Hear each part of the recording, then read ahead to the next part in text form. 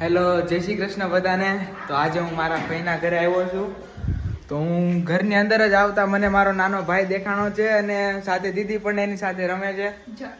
આ મારો ભાઈનો ભાણિયો છે અને આ મારી ભાઈની ભાણકી છે, બે રમે છે. અમારો નાનો ભાઈ છે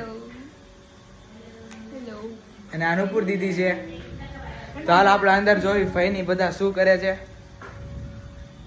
વાહ, આજે તો થેપલા બને છે. આ મારા ભાઈ છે, આ મારા મોટા ભાઈ છે અને નીચે છે એ મારા મમ્મી બેઠા છે અને આજે થેપલા બનાવે જો સરસ મજાના. અને આજે વરસાદ પણ છે તો મજા આવી છે થેપલા ખાવાની. આજે સરસ મજાના થેપલા બને છે. હવે આપણે બહાર જઈને જોવી કે ભાઈ અને દીદી બે કેવી રીતના રમે છે.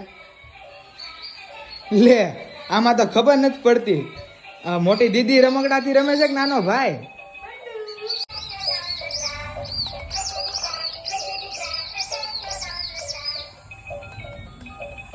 મંતુભાઈ હાય કહી દો બધાને અને કહી દો સબસ્ક્રાઇબ કરી દે એમ.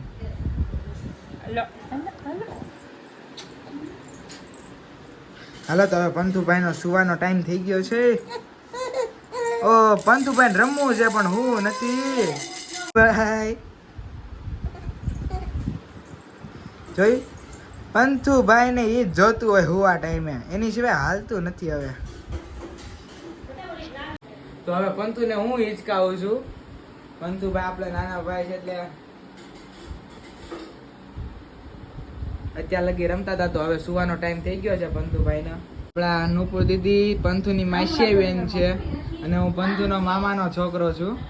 બે થઈને આજ પંતુભાઈને સુડાવાના છે. હમણાં મોકલ્યું